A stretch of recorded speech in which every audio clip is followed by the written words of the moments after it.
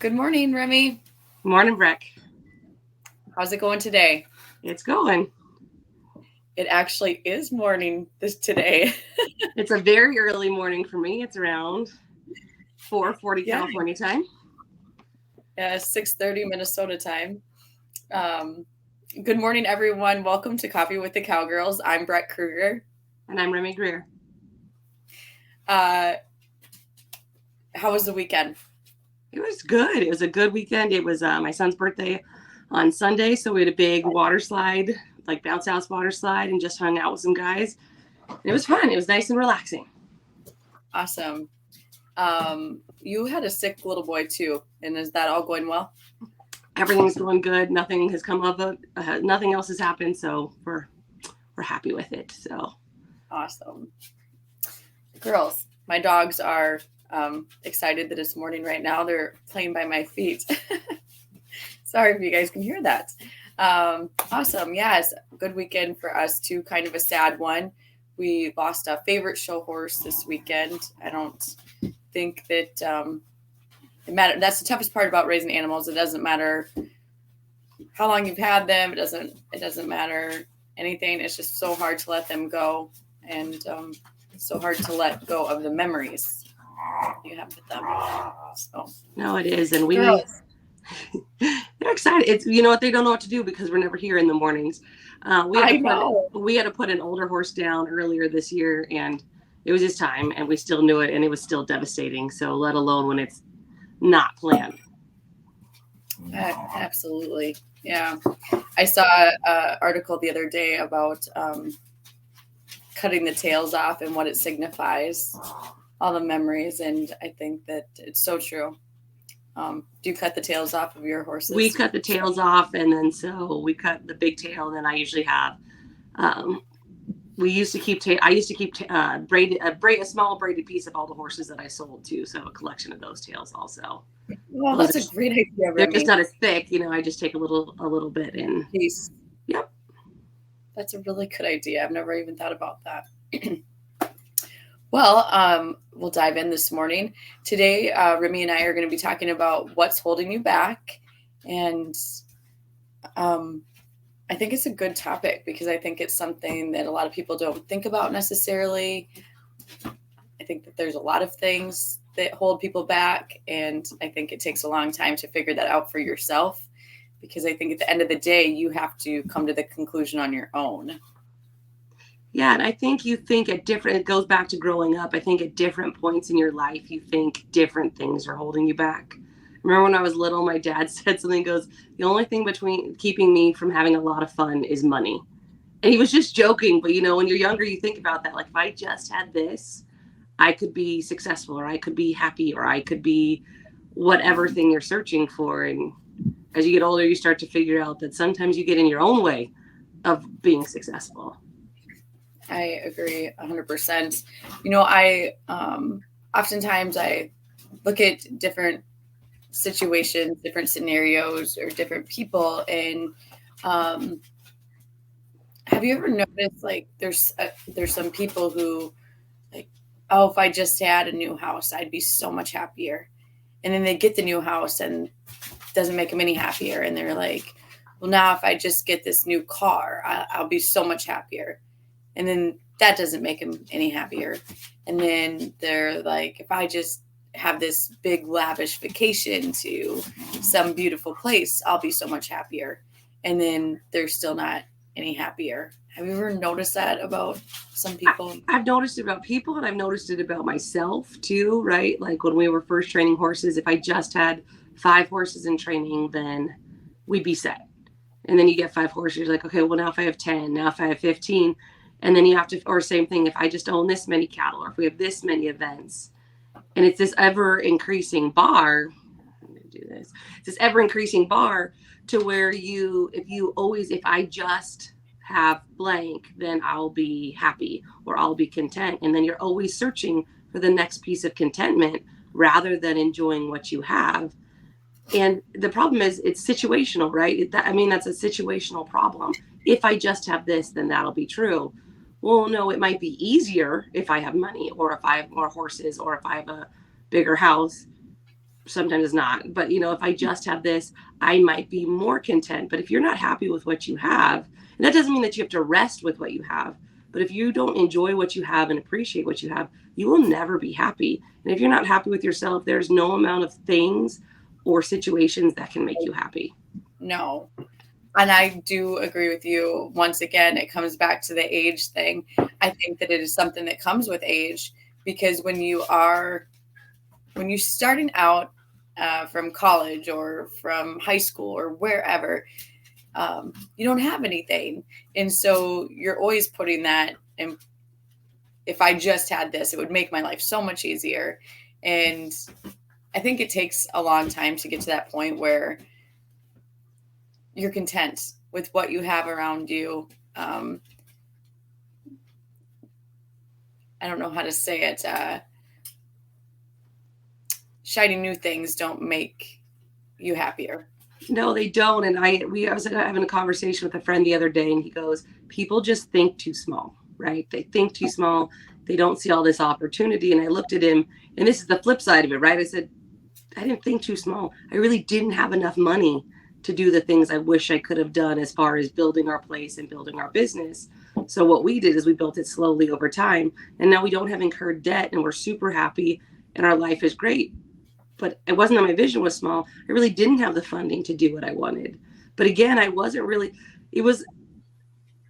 grown up with so many guys that were really big in business and had heard the stories of their struggle. So I always had an appreciation of, don't judge someone in their winning season when you weren't there for their losing season. But I had so many, but you get caught being like, well, why is it easy for them and it's not easy for me? And if I had what they had, then I would be, I could do so much more with it. And you don't know the truth, and you don't know what someone else has. You only know what you have, and you only know your struggle. Even if someone tells you all their struggles, you still don't know it. You aren't there living it every day. But as you grow up, you start to figure that out. You're like, and you and I talked about success that way too. Maybe we wouldn't have been successful if we had everything when we were younger. We might not have been able to handle it. We might not have been able to have the people or the money, and success can be suffocating. We might not have been able to handle that either. But growing and going through everything that you go through to the end makes you, if you were honest with yourself, makes you really content with what you have, because it's yours and you built it. And nobody handed it to you. Yeah, I was just gonna say, I think that the struggle is what helps you understand and deal with success. And I think that if you've never been through that struggle, or you've never had to build something on your own, and you've never had to go through the deep waters of that and be to the point where you've almost failed, I think it'd be harder to handle humbly. It would be harder to handle success humbly. Does that make sense? No, it is. And so we talk about it, especially with competing. If you're not a good loser, not that you have to be great, we're all competitive, but if you're not a good loser, if you're a bad loser, right, then a lot of people are a bad winner. And it's the same thing with winning, right? So if you're humble and you recognize that you did your best, but things went your way as well, you understand that when you lose, it wasn't also only your fault, right? You can't be the only reason you win, and it's someone else's reason for you to lose. And I think a lot of people don't think about that either, right? There's a lot of things that go into someone being successful. Some of it is luck. A lot of it is hard work and perseverance, but some things just come together the way that they should. And it's like we're back in a drought again in California, and we're sitting here and looking at cows and trying to make some decisions. And again, like, we've been faced with that decision before, and it worked out really well for us in our favor. And in the moment, it was painful. But now going through that, we know the right steps to take and what we're supposed to do, and it makes that easier. But before, there was before. It's I'm not sorry, new anymore. No, so we're in a drought again. So we're going to have to sell off. You've lived that. Yeah, we've lived that. So we've lived that before. So it's not as painful this time. Yeah. It's still painful, but it's, before it was looking out into the abyss, this vast void of, what am I now? Like, I was those things. I was that. I was tied up in that. And now it's not as scary. It sucks. It sucks and it's tough, but it's an easier decision to make because that good thing, good things come out of it. Yesterday we went to go and check some other cows, and there was one cow missing, and we're looking with binoculars trying to find her. And you start running through scenarios in your head because you know what can go wrong, right? We're expecting to find her either dead or skinny, that she ate something she shouldn't have. And we're up on the hill, and James goes, I see her. We'll go down to her. And the whole time, and she's my cow. So of course, because she's my cow, I'm like, there's really going to be something wrong. Because if you really like one, that's how it goes, right? The ones you don't like, they'll stick around forever. They'll survive everything. Just like horses. It's just like horses. You can't cripple a good one. I mean, a bad one, but you can sure cripple a good one. And we go down there, and as soon as he stops the truck, she pops up, and there's a brand new calf next to her. But none of those. That was the lowest ranking scenario in my life, right? I really thought that something was gonna be, it was gonna be a bad outcome, and it was a great outcome. But again, that's that experience that's telling you there. You start setting yourself up for all the negatives, and it's not that I'm trying to draw the negative in. I'm being realistic, and I think you see that too. People are like, "Oh, don't be negative." Well, there's a difference between being negative and being realistic. Now, before I had kids, I was way more negative. Now I try to tend towards guarded optimism, which I was never that way until I had children, right? Like I was the negative one. Like this is, or harshly. I was harshly realistic before. And now I'm like realistically optimist, because instead of trying to see the worst situation, you can prepare for the worst situation and still hope for the best. And that's now how I have to live my life, especially with kids. And I think that really did change for me with kids. I was never an optimist until I had children. I would say the same for myself. Let's be honest, it's super easy to be negative. Mm-hmm. It takes no energy to be negative. So if you have a choice between negative and positive, most people take the easy route and they choose to be negative because it takes no energy. But being positive, you have to have a really good mindset. It takes a lot of energy to be positive and see the good in a lot of situations. I think it's a time thing. I chose to be negative the good portion of through my 20s and some of my 30s.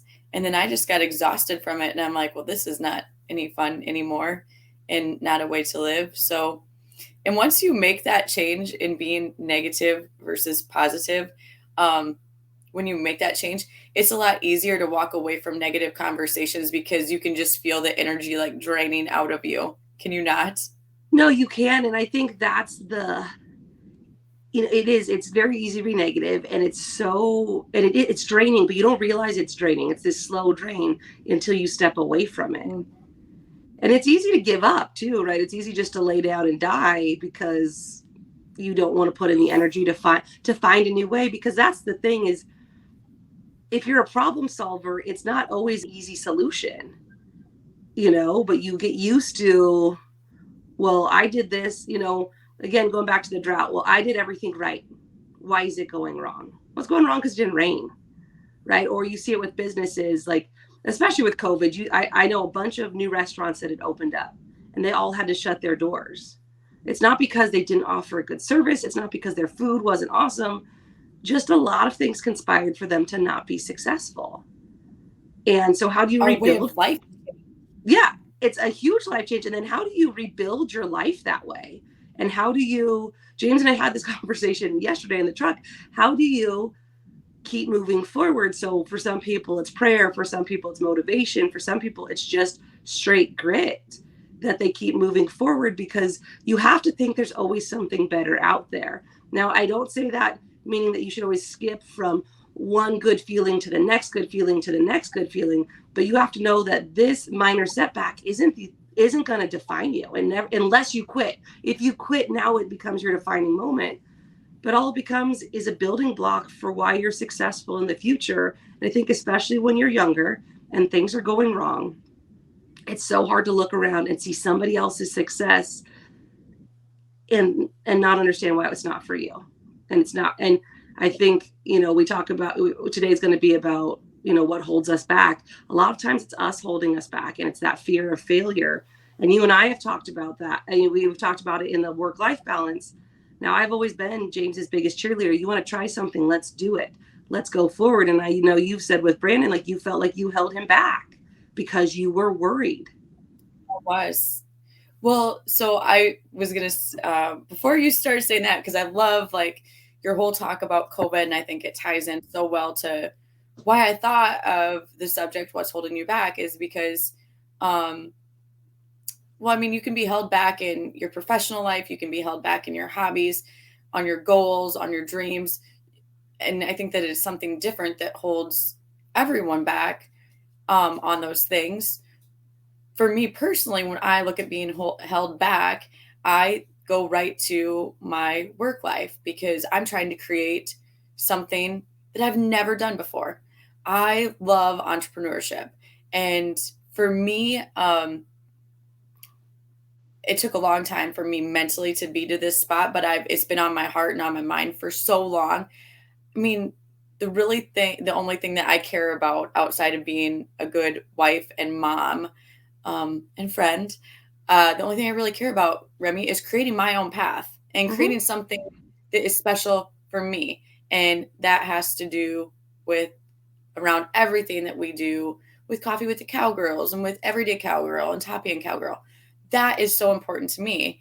And if I'm being honest, I get super pissed at myself because it's not, I'm not taking it in my head far enough, fast enough, quick enough, etc., etc.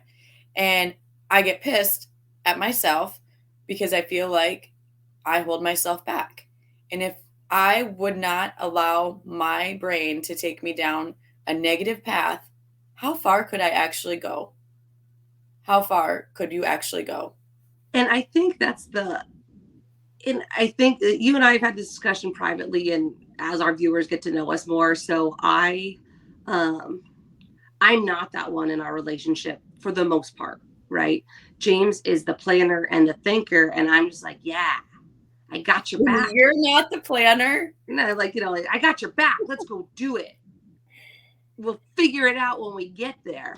And, but part of that is I had the luxury of growing up knowing that I was never really going to horribly fail, right? I was super lucky.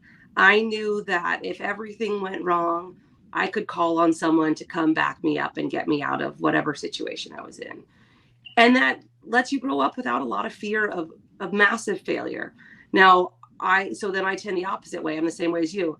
If I'm successful, why am I not successful so fast? If I want this, and most people take 6 months, well, I want to do it in 3. So I become hyper competitive in the other way because I don't have the big fear of failure.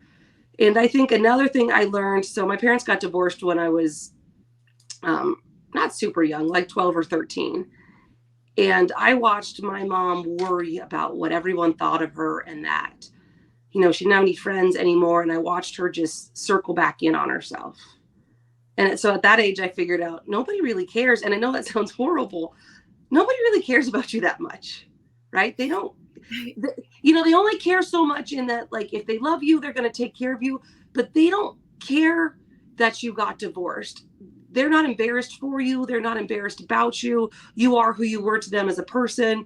And you either take it on the chin and say, yeah, something went wrong and I didn't think it would go wrong, and move on, or do what she did. And I love my mom more than anything. Like a lot of people that are on Penning and Sorting know her. She's got the biggest heart. She knows everybody's name. She takes care of everyone. And like almost everyone calls her Mama Chris, like, and she does. She mothers everyone. She's amazing. But I watched her struggle because she was so worried about what people thought of her. And so that was another thing that set me up for success. I watched these people that were supposed to be her friends and they cared about her, but they didn't care about the divorce. So when you realize that you're just not that important to other people, that also is so freeing, because that's hard.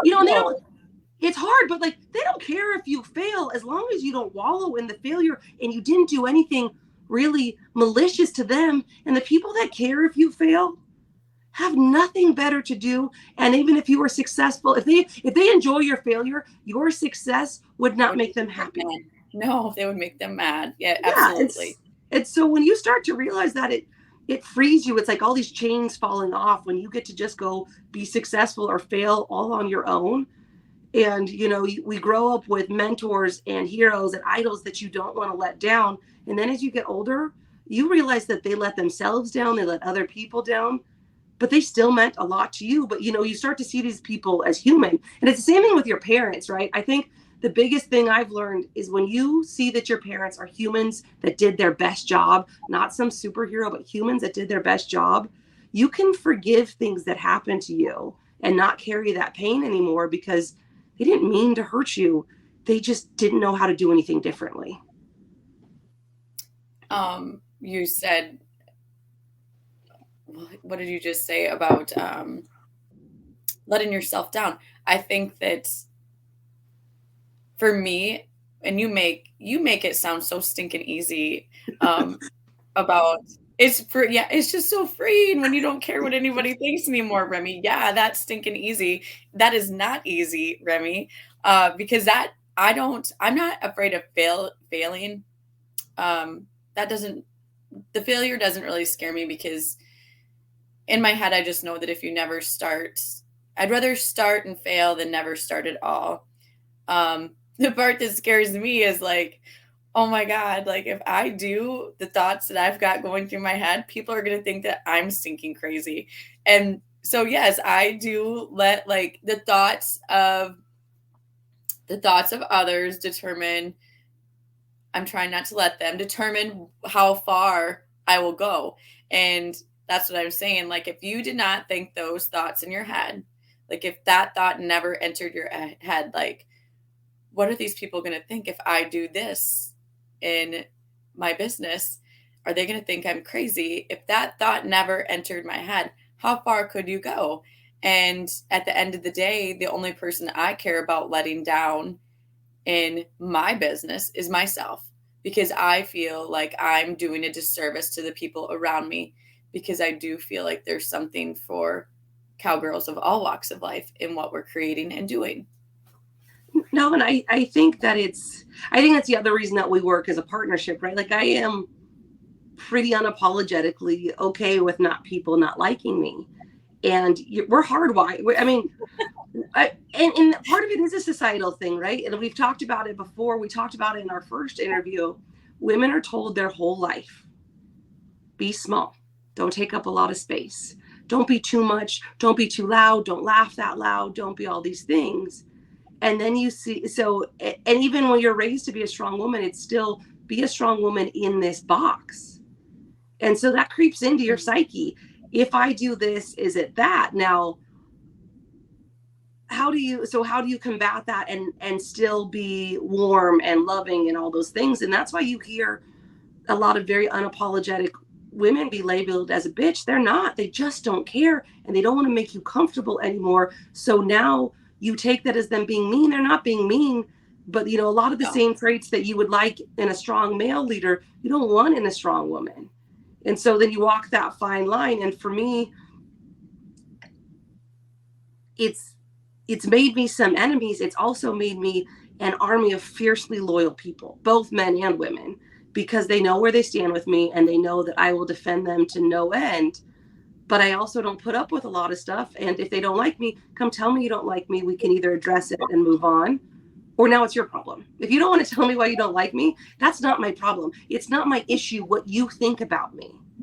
If you don't want to discuss it, if you want to discuss it, maybe we can change it. Maybe we can't change it, you know, but and I think that's so hard as a woman to be unapologetically you, or to not apologize for changing, right? That's the other thing that people hold them back, is the idea of what they used to be, or the idea of what they thought they would be. And as you grow and change, you're not who you were, and you might not be what you thought you were going to grow up to be. And sometimes it's glorious to not be those things. But you have some people that want to hold you to a past version of yourself. That's not fair. And you sometimes hold yourself to a standard of, I thought I would be here by now and I'm not. And now I failed. And what if I fail everywhere else? Well, life takes us down a different path. So readjust, always readjust and move on. I think that, well, I mean, from a competition standpoint too, I'm sure that you have lots of stories of people that you know or different scenarios. And I started asking a lot of people, like, because you can kind of see it on their face, right? Like the frustration. And I think that there comes a point where you have to ask them, like, what is holding you back? Because I can see it on your face, like something is. And it's more than not themselves telling them telling themselves that they cannot do it. Like they're literally making themselves stop right in their tracks, because every time they step into the arena, they step into the pen, they've already beat themselves. They've conditioned themselves so much by saying, you cannot do this. Yeah, so I tell my clients, right, and I deal with a lot of female. Like the majority of my clientele and James's clientele is female. Now I have male clients too, but my majority is middle-aged women, and they're so much fun, right? Because a lot of them have gotten to the age where they don't care anymore either, and it's great. It's so great to be surrounded by people like that. But I have to tell them, like, you have to think that you are the baddest bitch out here. And every time you walk in the pen, you're walking in to win. Now, logically, we know we're not going to win every time, but you can't go in there thinking like, well, so-and-so's better than me. On any given day, any of us is the best in that pen. If everything goes together like it should, but you can't think about that so-and-so is beating you because of they have better horses or the cattle are better for them or it's just their day. Go make your run. Go be responsible for you. Go do everything you're supposed to do. And if it doesn't work out, it didn't work out today. And I think that's the other thing, right? It didn't work out today. That doesn't mean it never works out. It just didn't work out today.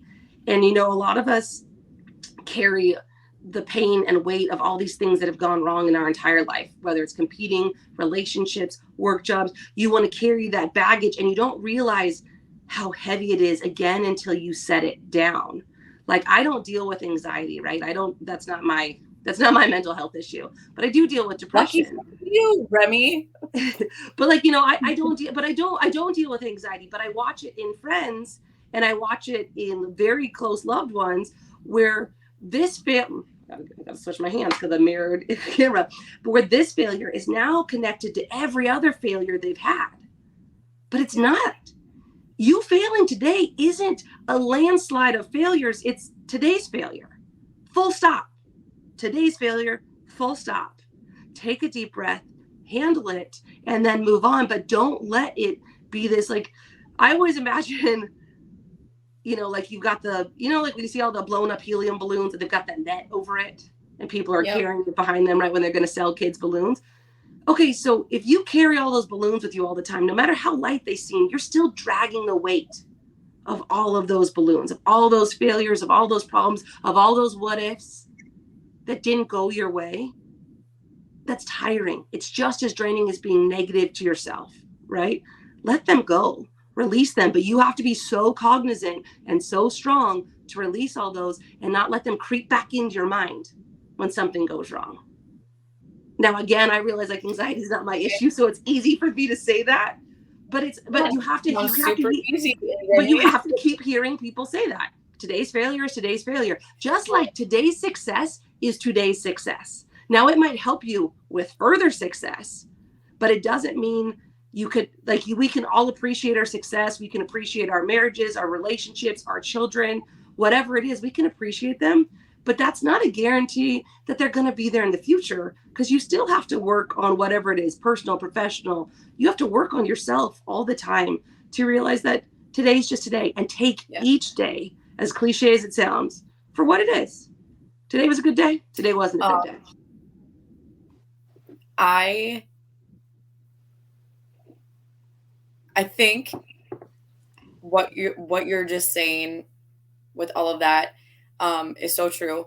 But I think in order for all of that to fall into place, you have to surround yourself by the right people. 100%. If you do not surround yourself with the right people, you will struggle with that mentality the entire time. No, and I know we're going to talk about it in the future, like who's in your circle, right? it's crazy because you'll have people that when you're not successful are your best friend. They want to wallow in that misery with you, right? Because they're not successful. And as you gain success personally or professionally, you watch the bitterness creep in and you watch the jealousy.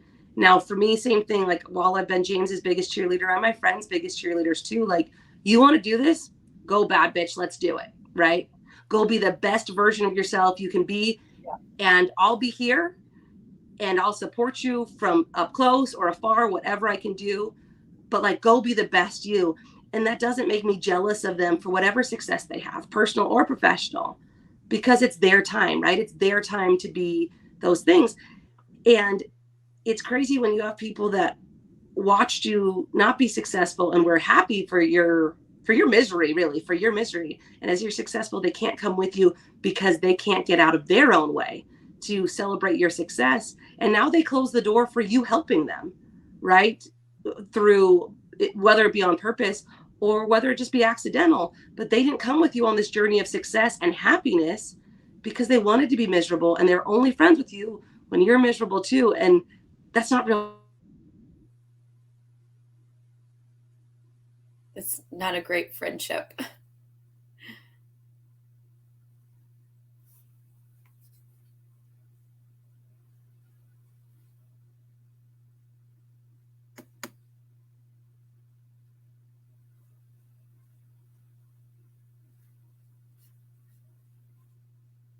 We lost Remy here.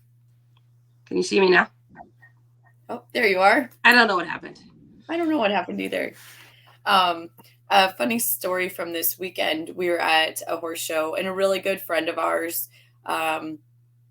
she's been riding for a while, but just, I think that she struggles mentally too because she just doesn't believe in herself at times. And her and Bodie were riding together, and they had a really good run, first run. They were into the finals, and she went in for her second cow.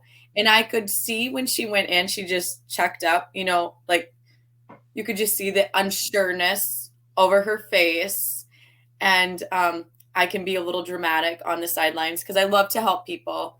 I mean, it's called passion. It's called passion and intensity. It is not too much. Yes, I have that. I know it. I know the voice well. I have it as well. So I seen the unsureness come over her face and her body. And I just knew in her head, she was like, oh, I just don't want to ruin this run. And I just started screaming, believe in yourself, believe in yourself. And I would like to think that she heard me say, believe in herself. And she just took off like a little rock star.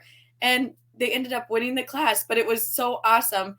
And somebody did get a video of me on the sidelines, like, doing jumping jacks practically, yelling, believe in yourself. And it is funny, but I do think that you need people on your team to yell, believe in yourself when you can't believe in yourself. You do, and you need to. So I have a client, and she's had a couple things go wrong. She had a wreck on a horse that shook her confidence, and she lost her other good horse. And we're at a show in Fort Worth, and you can walk underneath the grandstands there, like it's a tunneled building, right? And she was having a bad day. Yeah. And I was like, just come with me. So we go in the alley, and we're by ourselves. And I look at her and I go, I need you to say, I'm a bad motherfucker. She goes, I'm a bad motherfucker. And like, look, she's strong. Like, she's a strong lady. And I go, no, I need you to believe it. Like, I need you to say it and believe it. She's like, okay, I'm a bad motherfucker. And I was like, no, I am a bad motherfucker. Let's hear it. And she said it, and she went out and she rode better. And like, that's the joke, right? Like, if something's going wrong, she goes, you don't need to take me under the grandstands. I got it. But you have to have someone that recognize, it wasn't like she was riding horribly, but you have to have someone that recognizes you for what you are. And when maybe it's not the way you thought it was going to be, or how you were going to do the things you needed to do. And I think that's the other thing. Like, you see that quote all the time, right? Your friends are the ones that can hear you when you don't make any noise. And that's true, right? Like, you see someone struggle, you have to be able to recognize that. And you don't have to. Look, you don't have to. You're not your friend's keeper. You're not your brother's keeper. You're not your husband's keeper. But if you really care about people, you notice when they're not right. And like I I joke think about that's a gift, Remy. I what? think it's a gift. And I think that is a gift. I joke with I can recognize too. I joke with my clients, right? I go like if they're having a bad day, and James and I train together, right? And some days he'll look at me and he's like, "Why aren't you being harder?" Because I typically am the harder one at home, right? I will coach your ass off at home. So when we get to the show, it's easy sailing. And James is the opposite. He's easy going. And then you step into a show pen with him and you're like, oh, that's different. And it's not bad. It's not horrible, but he's so level and easy going, and he wants you to win, and he wants to win with you so badly. Whereas so at home, like I'm going to chew your ass at home and just let it coast when we get to the show. And James like is intense in the pen, and it's fun. Like it's super fun to ride with, but it's not the same kind of easygoing guy that's at the house. So, Yeah. I was going somewhere with this. So he goes, why weren't you being hard? Why aren't you being hard on them today? And I go, today is the day to tell them that their horse is pretty and they look great. Because I know that me yelling at someone when they got something going on at home, that's not what they're here for. That's not what they want to deal with. And so today they don't need to hear how they messed up yet again on something, right? They need me to tell them, you messed up. But like they just need to hear their horse is pretty, you look great. And they, and if that's what gets them through the day, then I don't need to be holding someone back by berating them for anything. Now, if they say, hey, can we work on this today? For sure. I'll do whatever you want. Whatever you want to spend your time doing, I'm going to do it. But I think, again, that you have to have some intuition, or maybe you don't have to have intuition. For me, it's really important to be intuitive about what people want and need, as long as I don't have to sacrifice myself and that's the other thing. You cannot sacrifice yourself to make everyone else happy if you're not happy. Now, if you're willing to make the sacrifice to make someone else happy, then good for you. I'm just not willing to make that sacrifice. My mental health and my well-being is not as important as someone else's happiness. And that can sound selfish or whatever it is, but I have been to the edge and I won't ever get there again by giving someone else power or agency over my own happiness. That comes, another thing that just comes with age, because I feel like I'm in the same place as you. Like, I like to create, and I love to build something. I want to build something unique to me and to you and to everyone around us. And in order to do that, you have to create a space where you keep the people that drain you out of that. Because if you don't, you cannot focus on your end game, because they will draw that right out of you. And I shared something on Facebook, and I've seen it shared a lot, right? It's like, you can't tell big dreams to small-minded people, because they'll stop you. And I think when you look at partnerships, right? My marriage is one in particular, because James likes to look at all aspects, then he's hesitant sometimes to act, right? Like, because it's like, well, if we do this, and as he's gotten older, same thing as he's gotten older, he's grown out of some of that fear. But it's like, well, if this doesn't work, then I'm just a failure. Well, you're not a failure. And that, you have to have that circle that reassures you you're not a failure. And even if you fail, it's not final. So that's where it's like, you have to be happy from within, but you have to have someone that when you hear those voices in your head, right? I'm not good enough. I'm not smart enough. I'm not pretty enough. I'm not fast enough. I'm not creative enough. This isn't working. You have to have someone there to bolster you, because no man is an island. And I used to be guilty of that. I can shoulder every burden out there. And eventually you just crack under the weight of all that expectation, whether it's from the inside or the outside. So you have to have someone that tells you that those voices in your head, they're wrong. They don't want you to be sick. They're wrong. They don't want you to be successful. Now, you don't have to be cocky or brash, but you have to trust your gut that what you've done and what you want to build is the right thing. So you don't have to change the goal, but sometimes you have to change how you got there. Or sometimes you do change the goal because it isn't what you want. Like, as you get closer to it, you don't have to be so married to everything that you're doing that you see, you know what, that's not what I want anymore. Right? Like, I I'd had different goals for myself. And James, I was talking to James about this yesterday too. We were just having this is what happens when you're in the truck with each other. Had I gone to a different school, I probably wouldn't be married to James. And I probably wouldn't have my 4 beautiful boys. And I wouldn't trade my life for the life I'd have now. Right? I'd be living on even more coffee than I drink now. I'd probably be a lawyer, and I'd probably be miserable. Or maybe I wouldn't be. Who knows? Like, there's a whole other life I could have had. But my life is awesome. Yeah, but like my life is awesome. I get to ride horses. I get to go check cows. I spend all my time with my husbands and my kids. And my husband and my kids. I don't have multiple husbands. More than one, Remy. That would be him. But I get to do that, and I get to make a business out of living a lifestyle that a lot of people want to live. Now, it doesn't mean it's not stressful, but like it's great.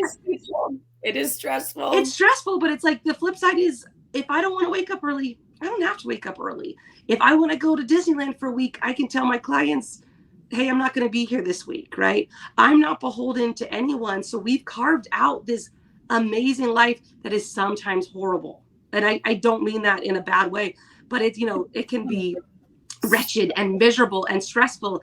And the flip side, it is amazing and glorious, and it is all our own, and nobody wants to see like the hard, I think that everybody looks at the life and they're like, oh, they're so lucky. They get to do the horses and the cattle all the time. I don't know if they see all of but that's with anything. It doesn't matter if you work a 9 to 5, if you're self-employed, there's a lot of stresses that come with anything. So there's a sandwich shop that James goes to all the time.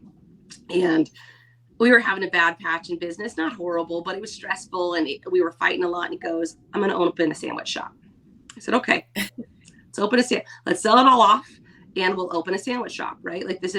So he goes this same sandwich shop every week on the way to sale. So he starts, and there used to be a bunch of guys that worked in there. And then there was a lady that was working in there and just busting her ass. And he talks to her. He's like, oh, I'd like to talk to the owner. She goes, I am the owner. He goes, okay, I haven't seen you here, but just making small talk with her. And she starts telling you the numbers. And I'm like, oh God, you're married to whatever business. If you own it, you're married to it. But I was just like, I don't want to be in a sub shop all day. Right? Like I'm married to my business, but it's not for me. It doesn't mean it's not good. It's just not for me. And I think that was such a good example for James, because it was like, you see I can be in air conditioning and I can make sandwiches all day. And there's really no end to how much money you can make if you really bust your butt, but you can't shut down the sub shop because you want to go to Disneyland. Right. And now you're relying on employees, which is a little bit dangerous. And, we like what we do, but we failed miserably at what we do. We kept persevering. Some of it was our fault. Some of it was situational. But I don't think we ever failed in our belief in each other or belief in our goals long term. No. You brought up the fact that I felt like I held Brandon back. It took me a long time to come to that realization. And I do know that. I know now, and I don't know when I actually came to it, probably 3 years ago, when he was coming to me for validation on certain things, like asking me, he wanted my input, obviously, on life decisions or not life decisions. It was more purchases. And I would be like, oh, I don't know. That's a big number. And I realized shortly, I make him question himself. And my husband is really good at his job. And I was the one that was putting the doubt in his head and questioning his ability to the point that he would start to question what he was doing and he would not go forward with it then.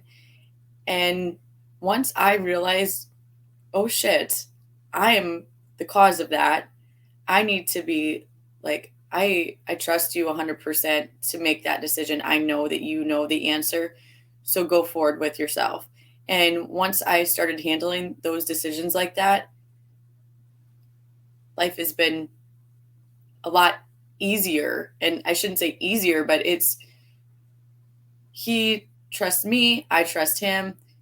it's been so much better because I took myself out of that equation and learned how to better support him. And I think the validation is a real issue, right? So I am guilty of not, oh, James seeks validation too, right? Because we are partners. So he seeks validation. And for me, like I've given him carte blanche to do whatever you want. So sometimes he comes to me and I'm like, yeah, it sounds like a good idea, but he really wants me to show him the negatives because like I said, I'm just like, okay, yeah, let's do it. Let's go. But he needs a sounding board and he needs validation for what that he's doing is right. And especially with a lot of the cattle purchases we make, we talk about it, but I fall in step behind him. So I never tell him no because he knows what he's doing. It doesn't mean even if I don't agree with it, like I wish again, coming back to this drought, I wish we didn't have to sell anything. I wish we could keep them all. I love them. You look at hay prices and I'm not feeding through a drought again. We've done it before, and I'm like, okay, well, we'll just sell, we'll sell this. And then he wants to tell me why. And I realize as I get older, it's not because he actually cares what I think. And that sounds horrible. He does care what I think. But when he's talking to me about that, it's because he's working out what's in his brain out loud to make sure there's not a flaw in it to let someone else do that. And it's hard because it's the same thing when someone calls you for advice, right? Do you want advice or do you want to vent? Because either way, I'm good. I just need to know what you want from me. And again, getting older, I've learned to ask that question. Do you actually care what I think in this moment? Or are you just looking for a sounding board? And then it makes it a lot easier when they don't take your advice. If they were just looking for a sounding board, you can't get upset because they didn't really want your advice. And at least they were honest about not wanting your advice. And that goes for friendships, that goes for marriages, that goes for parenting. What does someone want out of the conversation? And if you ask that question, it also makes them ask themselves, what do I want out of this? What am I seeking to gain from this interaction?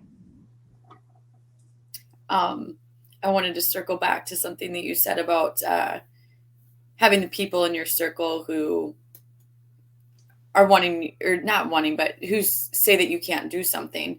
When we decided to have the horse sale, I was talking to somebody and I said that we were going to do it. And they're like, oh my God, Breck, you do not want to do a horse sale. Do you know how much work it is? Oh, what a pain. I do not do it. Well, I'll take that into consideration, but we're doing it. We're doing it because A, we're not afraid of hard work, and B, what's the worst that can happen? I mean, we fail. Really not. I mean, you can't really fail. I mean, you might not do as good as you thought you did, but then that's your own fault because you didn't put in the time or the work or whatever. But when I'm afraid of failing on this, but on that kind of stuff, I mean, when you get to the point where you're not afraid to fail, that's life-changing. No, and I mean, I think that the fear of failure, I think, is people's biggest drawback, right? Mm-hmm. And for most people, they're not worried about failing themselves. They're worried about the appearance of failure. Yeah. And like, I cannot stress this enough. Very few people care. Very few people. Because, and even if they do care, it's 15 minutes of their life where they care. Because if they care about your failure, they're looking for someone else's failure. It's not just yours. It's not even that personal. So like my advice, and I give this to a lot of people, is nobody cares. You're not that important. Like, I'm not that important. I'm not thinking I'm important and someone else isn't. Like, we all have these little spheres that are connected to each other, but we're all our own main character, right? So nobody cares. And when you don't worry about people caring and you don't worry about failing anymore, you get to be free to be whoever you are and create whatever life you want. And if you don't like that life, you get to create a new one and a new one and a new one until you get it right. Or maybe you'll never get it right. Maybe you want to be a gypsy of lives, right? Maybe you want to have 1,000 different lives. And that's great too. Like, that's for you. That's your deal. Great. Gold star. I don't know what, and I think the hard part is when people seek validation or acceptance from someone. Like, I accept you for whatever you are, however you want to be. You do you, and I'm going to do me. Don't affect my life negatively, and we're great. However, me too. On the flip side is, this is the thing. I don't come apart very often, right? I don't really get that angry very often. So when you see me get angry, trust me, I tried to ignore it for a very, very long time. Because again, my peace isn't worth being angry over until you don't stop. And that's the thing for me. If you don't stop poking the bear, you will see why people say mean things about me. But they act like it's not justified. And like, I tried to ignore these things. I tried to be love and light until you didn't let me be love and light. But again, that's another thing that's held me back before, was trying to prove my point and always be right and always be justified. And now I'm like, 2 + 2 is 5. You are 100% correct. You live your best life, right? Because it's not my job to fix things for you, for anyone. I mean, my job is to fix horses for people, to fix competitions for people, like to fix how they ride. But that's it. I don't have to fix every broken piece of you. I am here to help you fill those broken pieces if we are friends. But aside from that, that's not my job. It's not my burden to carry. And again, you start hearing all the clinks of those chains falling down. It's not my burden. It's not my problem. I'm much like you when it comes to temper. I can let things slide for a really long time, but when the day comes that I can't let it slide anymore, you should probably go hide in your trailers because it just comes out. Yeah, and like, I will say very mean things, like, and I really don't yell very often, right? Like, I'm not a yeller, but I will whisper very mean things to you, which is scarier, really, because I'm just like, yeah, I really mean it now. If I said it, I meant it. But again, like, are you comfortable in who you are? Are you comfortable in being justified in your position? And again, it's what holds you back. Well, people not liking me. And again, that's not my burden either, right? I never cared if people liked me. Yeah, that's not. But I am married, and I'm married to someone that cares very much if people like him, if people are happy. Like, he is a pleaser, right? What can I do to make it better for you? Which makes him a great spouse, which makes him a great friend, which makes him a great father, which makes him a great trainer. But you watch it wear on him too. You watch it wear on James that he's not enough for some people. And as he's gotten older, yeah, it is draining. And then as you watch him get older, it's like, well, I was never going to be enough. And I think I came to that realization just earlier. I'm not enough, and I'm not going to contort myself in ways to make myself enough. Like, honestly, if we talk about what holds me back, like, this is going to sound so conceited. It isn't my fear of failure, right? What holds me back is my lack of organization, my lack of follow through, me having squirrel brain, right? Like, I'm going to do this today, and then I see something else, and ooh, shiny, and now I'm doing that. Like, those are very concrete things that I need to work on. And I don't. Like, I get busy and I get bored, which is another reason I love my life. It's really hard to get bored when you have a million different things to do that are all kind of connected. But like, those are my personal flaws. I know that those are my flaws. And that's what holds me back. And then, but recognizing that, I think that I think it makes it even worse though, because I don't fix what I recognize in myself. Like, I know I should. Yeah.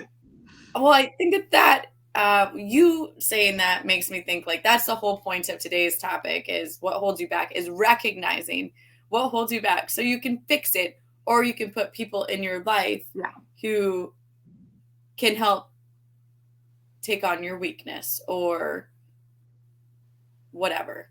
Which I'm probably not the person to be in your life then, Remy, because I'm not that damn organized and I'm not great at planning either. So there's that. No, and I think it's like, I was like the person. Folks, so like, I was the person that could write a 25-page term paper midnight the day before it was due, right? And still get an A on it, because I'd stored away all these little nuggets of information that were going to go there. And it's this whole flurry of getting it done. And then there's the adrenaline rush of getting it done. Well, now I'm too old. Like, I want to go to sleep early at night. I don't want to stay up and get stuff done.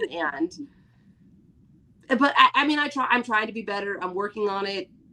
But I think I'm free in a lot of ways because I don't care about a lot of things. Like, I care deeply about some things, but I really don't care what people think of me. Like, if I haven't done anything wrong and I've been true to myself and I've been loyal and I've been a good friend, you can't be mad at me. Or you can, but that's not my burden. If you're angry by something that I did and you don't want to address it, or really, if we see it differently, then I don't have to remedy it for you. And again, clink, clink, chains dropping, right? that's not my burden. And I think it's so hard as a mother to not take on someone else's burden. And again, I didn't have that problem before I had kids. I really didn't. And now I'm back to not having that problem. But there's a space there where I was the vessel for everyone else's problems, right?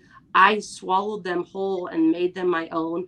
And you can't be around people like that. You can't be around the people that want to pour everything into you in a negative way, right? Like they don't want you to be happy. They want you to just be this lockbox for their burdens. That's not fair.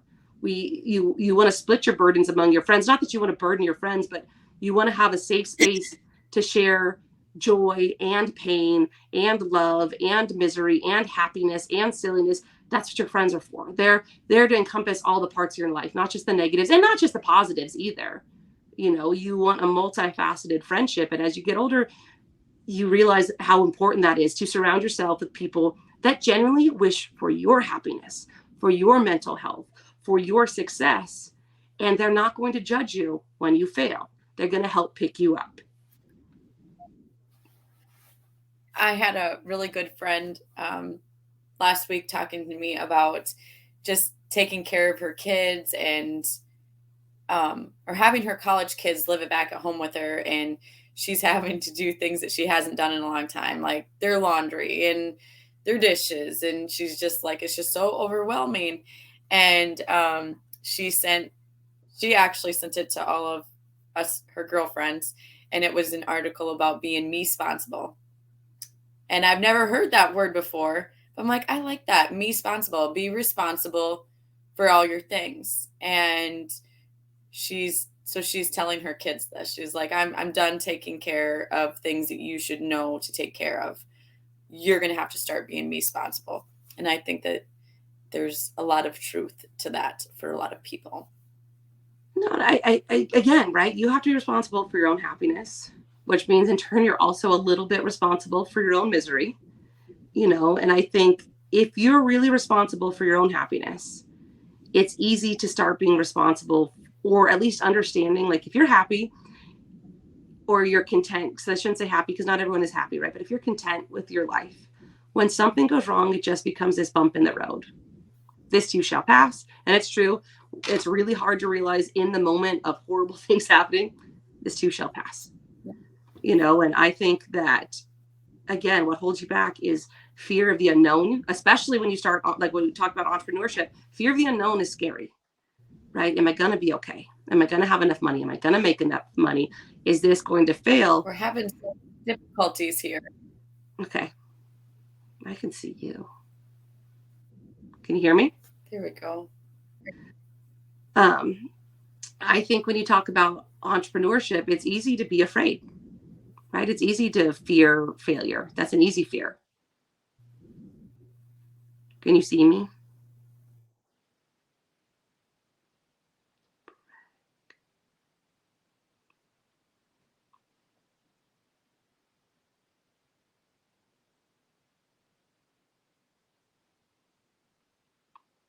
What's up, friends? All right, guys, I will try and get this up on the podcast. I may edit some more stuff in. I will talk to you all later.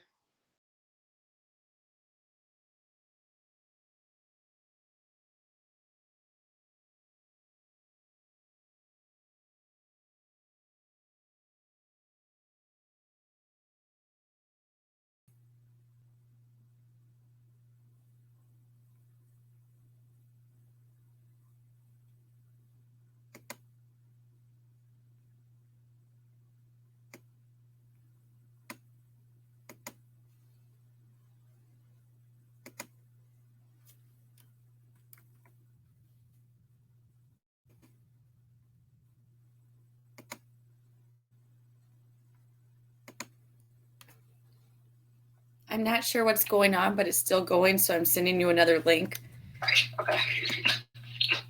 I think I can edit this, Remy. I just sent it to you. I know I can edit the podcast part too. Hold on. Do I sound?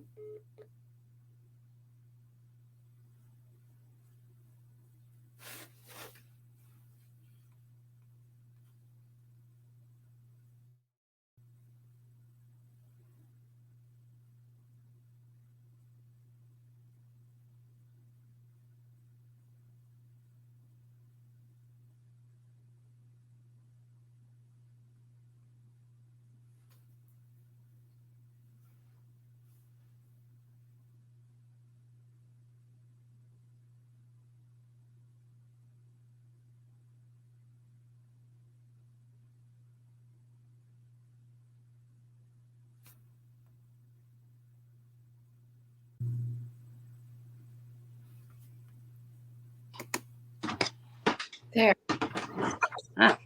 It's because it's too early for us. I know. Do you want to? I couldn't hear what you were saying. Do you remember what you were saying? So I was saying, and I got to get going pretty quick. I was saying that, fix my camera again. You can see my awesome paint job in the back. Let me fix that even more. I think the biggest thing with entrepreneurship is how do you fail, right? That's the biggest fear of failure. It's the same thing when people go away to school. What could go wrong rather than, and I think changing your mindset to what can go right.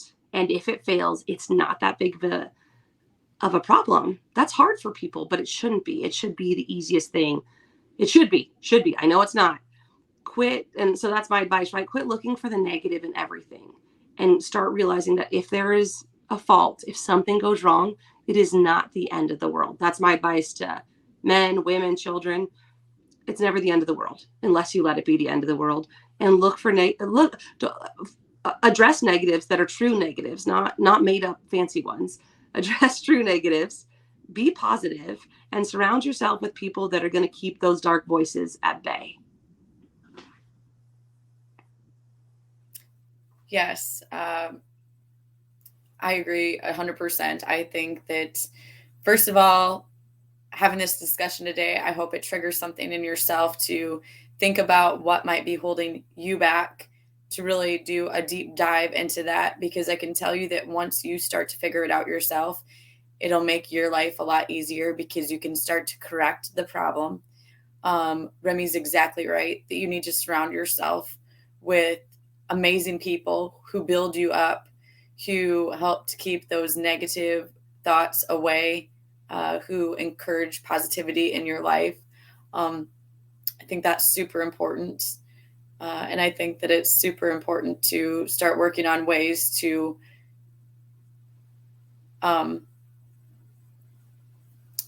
what am I trying to say here, Remy? I think it's super important to just start working on ways to correct whatever, to take the chains off, as Remy was saying earlier, to help get those chains to fall away. And so you can go farther and faster and get to your goals and meet your dreams.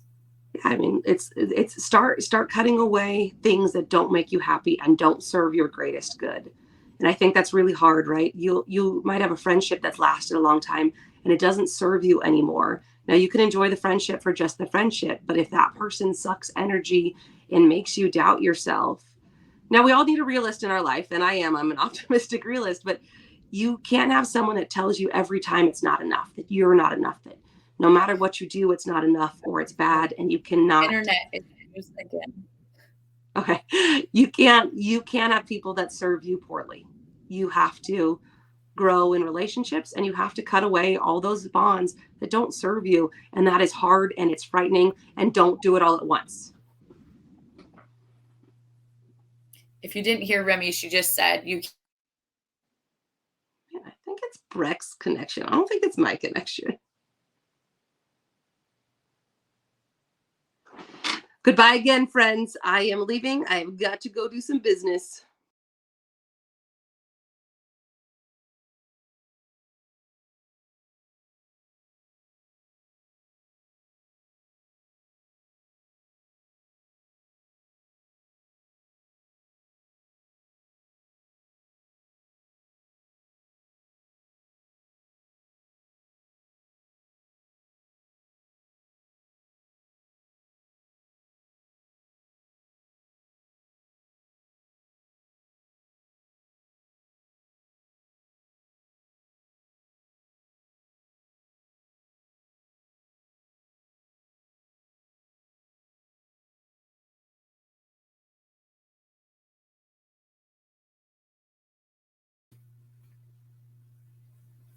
If you didn't hear Remy, what she was just saying, she said you can't have people